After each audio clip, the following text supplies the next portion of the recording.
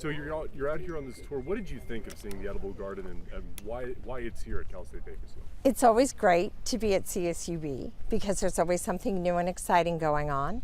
And this last time I was here was not here. And it is just incredible to see what's going on with the edible garden because, you know, there's a really, it's really important for students at any age to have a connection with the food that we eat. And here in the Central Valley of California, it is the richest soil, the best conditions for growing crops, and for, you know, your future CSUB grads to have just some fundamental experience in growing their own crops is just it's really important part of an education. Yeah, and I know that too with the governor's plan to increase jobs throughout the state. I know one of the areas he wants to look into is agriculture and I think seeing the Central Valley for its values. Do you think places like this, things like this, help encourage that sort of education while you're visiting here? That's right. California is the #1 ag state in the United States. We also export a great deal of our products. So we don't just grow food that we consume here in California, we grow food for the country and food for the world. So the career opportunities for students who grow up in this area and attend CSUB is super important. And, you know, I think it's also should be recognized that a lot of small businesses in California are really based in the supply chain when it comes to agriculture. And half the jobs in California come from small businesses. So all of that is just really important. That's why I'm here. And going, I guess, a little bit back to that, you're doing state or campus tours, CSUs and UC campuses. And I guess, can you tell us why? Well, I'm the only elected official to sit on all 3 boards of public higher ed, the UC, the CSU, and the community college system. We have 2.8 million students across public higher ed in California, and almost 40% are the first in their family to go to college. So this is this incredible conveyor belt of talent and ambition that rolls right into what is now the 4th largest economy in the world.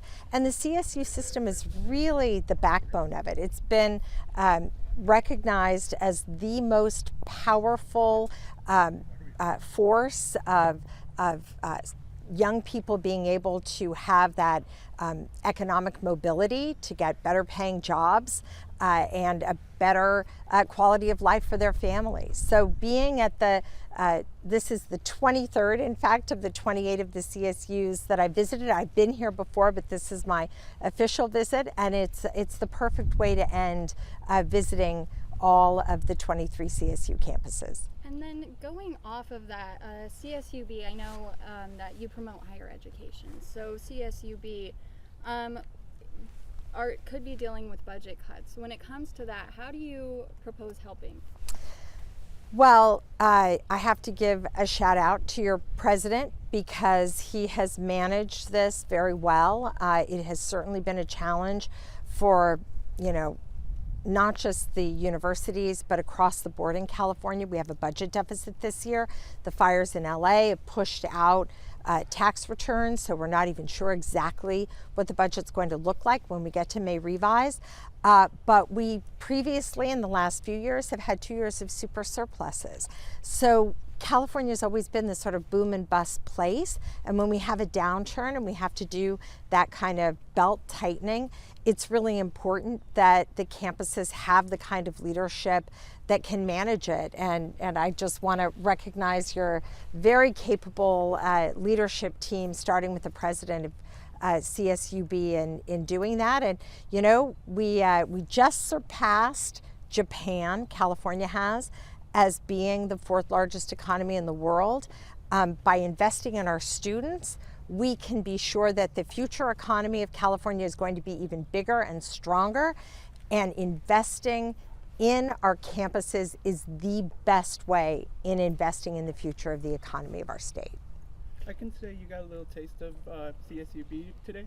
What's it called? You can see that we're working with agriculture, and a lot of agriculture has stuff with working class families.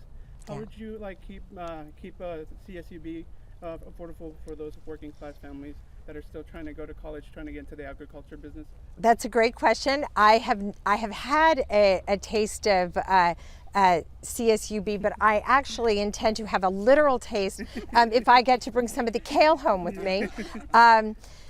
But it's very important to recognize that a lot of the students here at CSUB really have to, put together, work hard to put the resources together to be able to attend.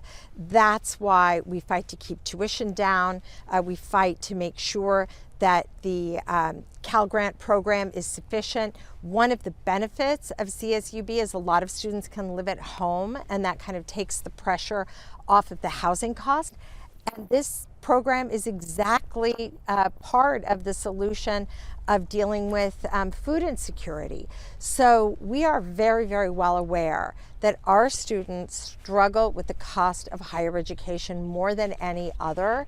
But we are also aware that it's this population of students that by investing in them are going to do the most in giving back as the future leaders, the future business leaders, the future innovators of the state of California.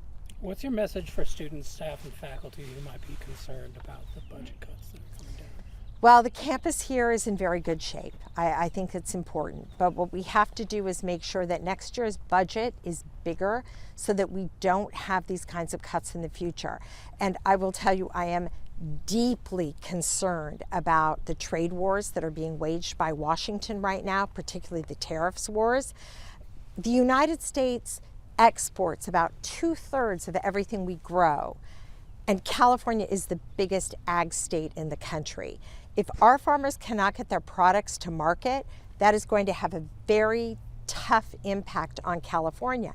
We also know that these 10% to 145% taxes on imports that the Trump administration is calling for right now are going to increase the cost of everything we do and reduce demand. So all the logistics jobs, warehousing jobs, manufacturing jobs, ag jobs that go along with the fact that California is integrated into the global economy, this could have a devastating impact on us. And so we are calling for a more rational approach to dealing with our trade partners, and we're very hopeful that they will pull back from some of these more aggressive tactics that we know are going to drive up prices and are also going to reduce demand, which could result in fewer jobs in our state.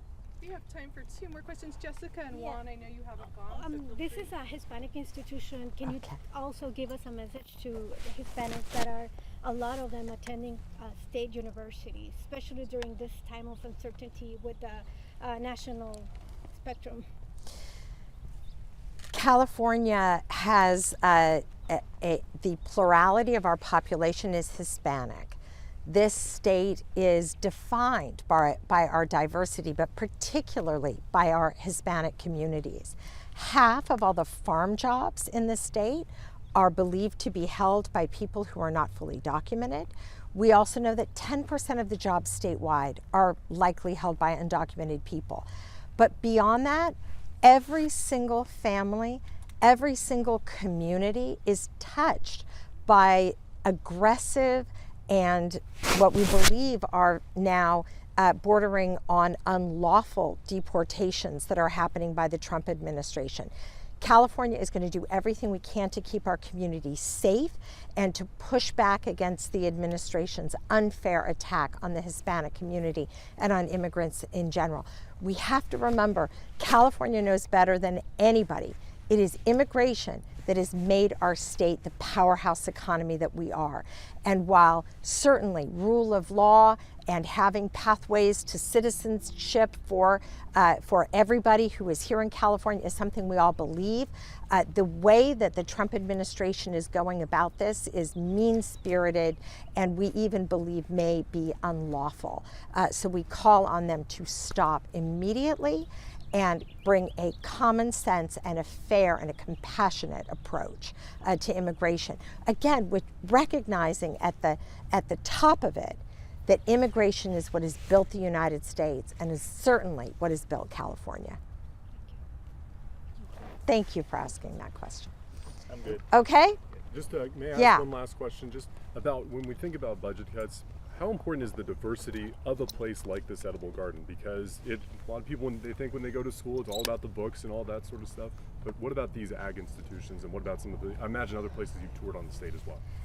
You know, education is more than just what you learn, you know, in your classroom or in your exact curriculum. It's the people you meet, it's the professors you get to know, it's the graduate students who are here now able to study nursing, and of course it's it's projects like this. You know, we think of Bakersfield as a place where most people have probably grown things in their childhood, but not everyone actually has. So when students come and they begin nurturing plants, it's part of the cycle of life. And it reminds us all of what it means to be a human being. So it's great.